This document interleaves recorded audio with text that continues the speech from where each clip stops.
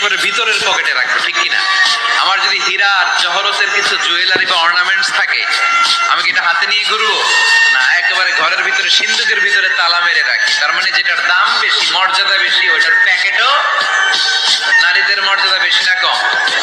এজন্য তাদের প্যাকেটও বেশি। সেফটি সিকিউরিটির জন্য পর্দার বিধান আল্লাহ দিয়েছে, আপনাদেরকে কষ্ট দেওয়ার জন্য নয়। এই হেজাব আপনার অহংকার, হেজাব আপনার আভিজাত্যের প্রতীক। আমার বোনেরা যাদের কানে আমার মাইকের আওয়াজ যায়, এই হেজাব আপনার রুচির প্রতীক। আপনি কোন বংশের মেয়ে, কোন রুচির মেয়ে, আপনার পোশাক বলে দিবে, ঠিক কিনা?